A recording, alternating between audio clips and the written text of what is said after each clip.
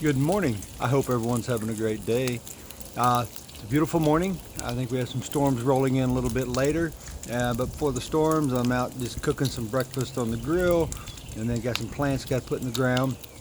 But as I came out and I was putting the bacon on, I don't know if you can hear it sizzling in the background, but I'm pretty sure you can't smell it, but it smells awesome. But as I put it on, I got to thinking about this griddle.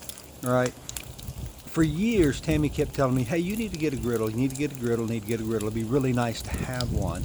And I'm like, "We don't need a griddle, right? We get rid of all this other stuff." So we would cook whatever we're gonna cook, whatever we're gonna do, whatever we're gonna do.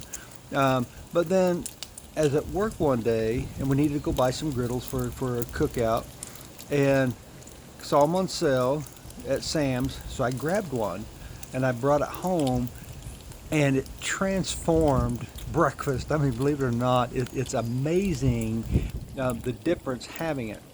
But I was thinking about this morning is a lot of times in life, right? There those things that we need. And those things that would make our lives better, and those things that make our life easier, whether it's a better relationship with God, which will always improve your life, a better relationship with ourselves, which will always improve your life, just reading, understanding, knowing better, right? Having a large print Bible versus a small print Bible, right? Those kinds of things that would make it more enjoyable to do the things that will help us, right? But we fight it because we've never done it before, and things are always changed.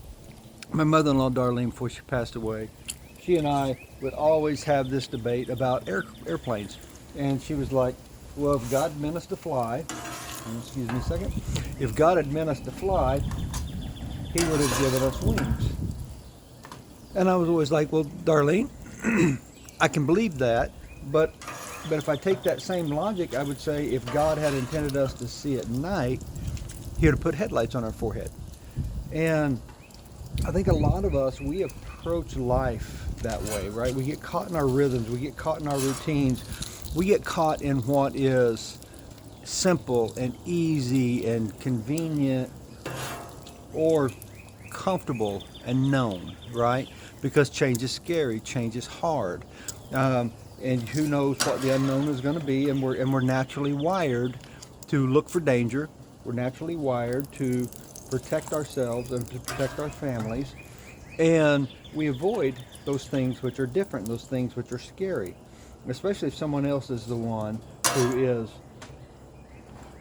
that's pushing that change on us. But I'm going to tell you the most exciting point you'll ever be at in life is when you're on that precipice and you're ready to make that change, whether it's big, whether it's little, whether it's really is life changing or just slight modifications. But the excitement isn't what's really happening. The excitement is we are wired and we are born to grow. We're born to develop. We're not created to settle and stay still and never be stronger, smarter, faster, older, more mature, more wise than what we are. Or yeah, yeah, we're wired to grow and develop in those areas and not be as we were when we were first born. When we were born, we couldn't walk. All we could do is lay there while somebody took care of us.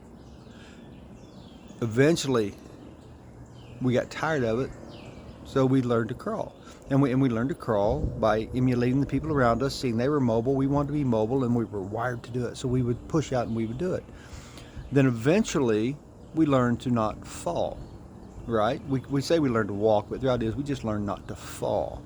And if you watch a child as they're learning to walk, it's like their body is going forward or back or whatever, and their legs are just moving to catch them until they learn that balance, and then they get the equilibrium worked out in their head, and then things begin to move and flow. Right now, whatever you're going through in life, you probably feel like the baby who's just learning to crawl, and that's okay. Before the baby could crawl, it could only lay there, but then it learned to crawl.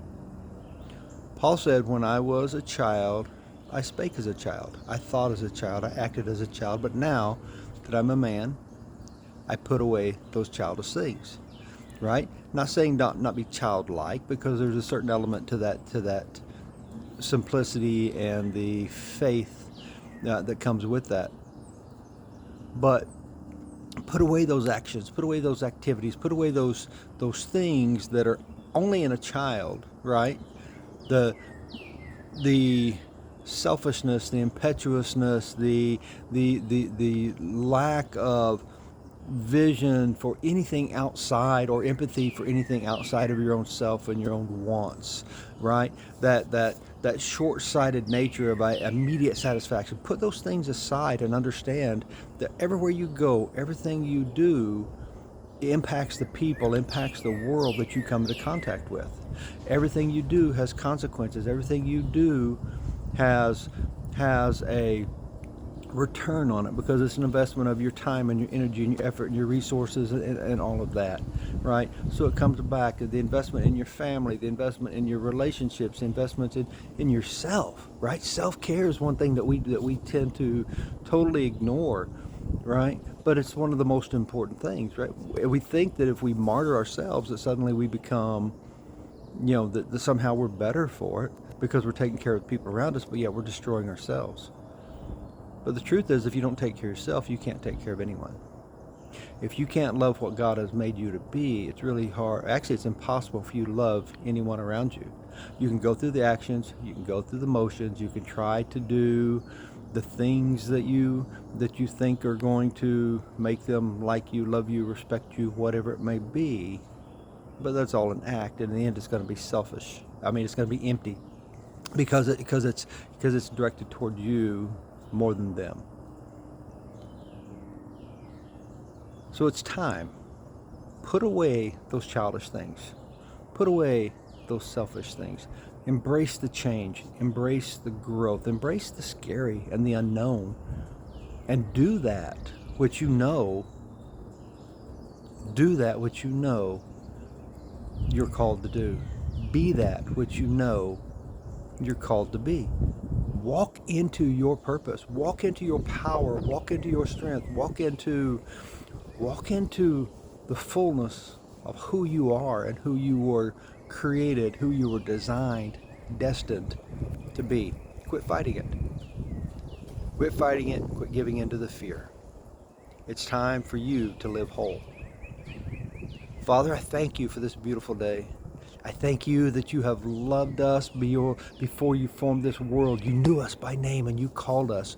You called everyone. You called everyone by name. You looked down and you said, "Surely, my daughter, I love you before I formed the world. I loved you." Jennifer, Gary, Bob, Tammy, Eric, Jonathan, even Michael, Randall, you. I loved you before I formed this earth. So, Father, knowing that you called us by name, knowing that you spoke us, that you spoke to us before you spoke the world into existence, just fills me with the hope and the excitement and the encouragement of knowing that you have this under control, that you have a plan, you have a purpose. And Lord, and I'm not going to fight your purpose. I'm going to submit myself to your purpose. I'm going to submit myself to the call,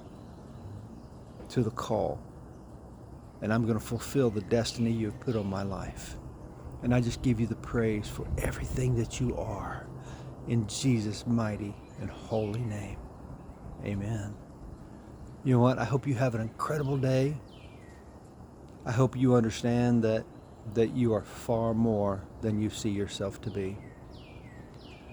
And that now, in this season, it's time for you to lead well. And it's time for you to live whole.